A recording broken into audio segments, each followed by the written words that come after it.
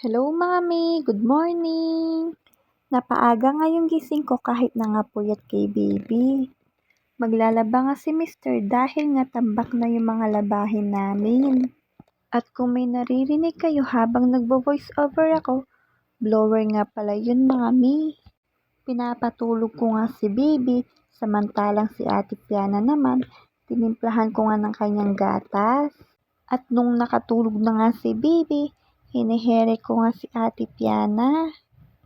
At dahil nga sa ingay at ingay ng mga aso, nagising nga din agad si baby. Hay, Diyos ko mi.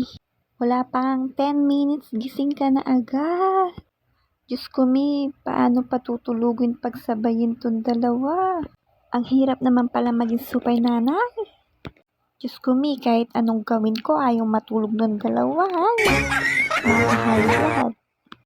Anyways, mi, no choice tayo kundi kunin natin si baby para padidein.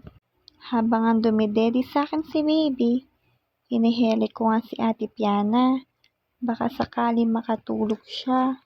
Anyways, Mami, nung natuyo na nga yung mga damit, kinuha naman ni Mr. sa sampayan. Pinatulog ko nga muna si baby para nga makakilos ako. At nung nakatulog na nga siya, Mami, dali-dali ko nga inalis yung mga damit sa ipit at sa hanger. Mabilis ang kilos mi at baka nga magising si baby. Dahan-dahan nga lang ako dahil pag nagkamali ako ay patay na, Mami. At kapag nga nagising si baby ay hindi ko na matutuloy yung pagtutupi ko at baka matambak na naman. Niisa-isa ko na ayusin to yung mga hanger. Nagtagumpay nga naman ako sa aking ginagawa. Kinagabihan nga nag-aaya na nga kumain si Mister, kaya lang si baby gising pa. Sabi ko nga, bago nga tayo kumain, patulugin ko muna si baby. Sa pagpapatulog kay baby, pahirapan pa. Halos ayaw niya talaga mawalay sa akin. Huy, akala mo mag-a-abroad. Lumabas na din nga ako agad dahil nga nakasandok na at kakain na kami. Maraming salamat, Jesus, sa hapunan na ito at sa araw-araw. Palagi ko pong hinihingi yung basbas nyo na gabayan ang aking buong pamilya. At eto nga ang ulam namin for today's video, mga mi. At eto nga si Mister habang kumakain may pakindat pa. At yung ulam nga namin sisig, itlog at gulay. Si Ate Laika nga kahit nga may ulam, mas gugustuhin niya pa rin nga mag-ulam ng toyo. That time kasi, mga mi, kapag nga kumakain si Ate Laika kila mama, favorite niya nga ulamin yung toyo. Siguro nga mga mi, nasanay na si Ate Laika.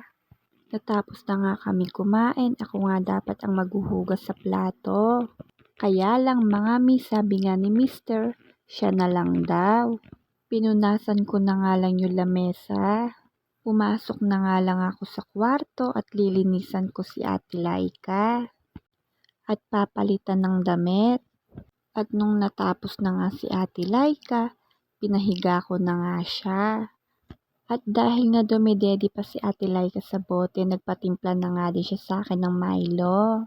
Ibinigay ko na nga kay Ate Laika para nga makatulog na siya. Chinek ko nga si baby sa kwarto kung natutulog pa.